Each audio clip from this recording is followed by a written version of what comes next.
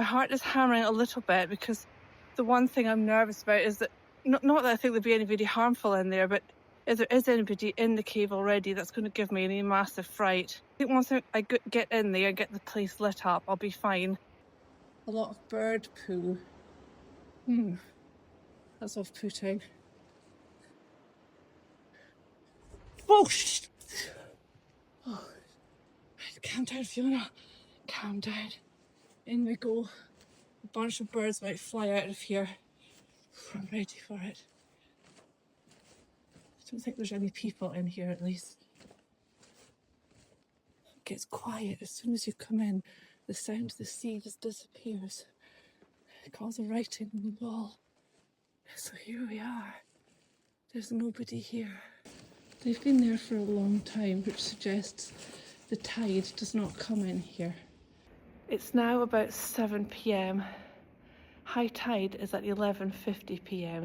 But I'm not going to go to sleep until after high tide, so that I know for certain the water's not going to come in here. And if it looks like it's coming near the entrance to the cave, I can't climb all the way up the cliffs, but there is a big kind of crag I could climb up and just sit it out on top of there if I absolutely had to, but I'm pretty sure I won't need to.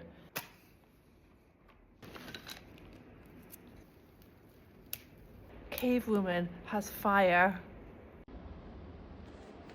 It's funny how quickly something goes from scary to familiar, because it was a bit nerve-wracking walking in here. My bag falling over. That's me saying I'm not scared. I'll actually be a little bit relieved when the tide is properly in, because then I know I'm definitely on my own.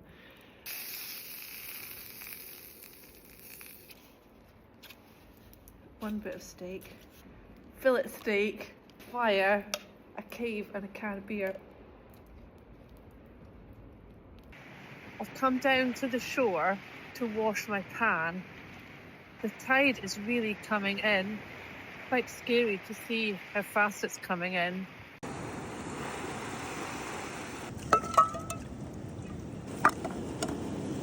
I found this log inside the cave. Obviously some other people had fires in there in the past, and so I'm burning it, but it's making a lot of smoke. So I've brought the fire outside of the cave, and I found outside the cave this wooden pallet.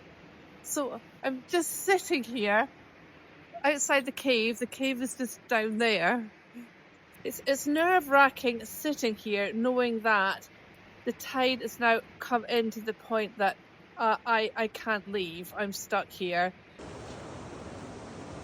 And the big log that I'd found in the cave, I had to go and throw it in the sea because it was making such disgusting, toxic smelling smoke.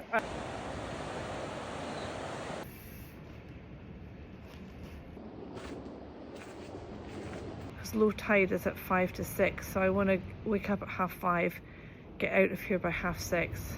I actually slept really, really well, and I'm so pleased my tea lights have survived the night. It's now, I think, about 7 a.m. It's now 1 hour and 10 minutes past low tide, and I'm really hungry and I'm thirsty, but I am not risking getting trapped. This has been great, but I'm not staying here for another 12 hours. There's no way I want to get trapped here by the tide, so I'm just going to get out of here. The rocks are not dry the way they would normally be, so they're very, very slippy, and it feels very desolate.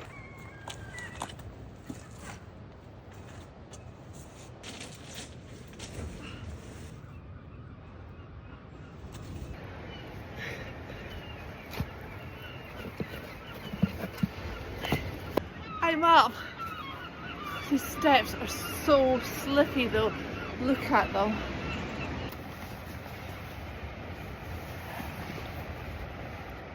Now to push my way through this gorsey ridden path. Lovely. Oh my lord. There are very old wooden steps underneath here, but I'm going to take a guess that this is not a well-trodden path.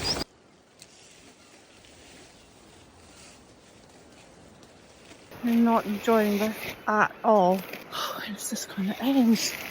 It's getting worse. I'm covered in gorse bush prickles. My hand's bleeding from it.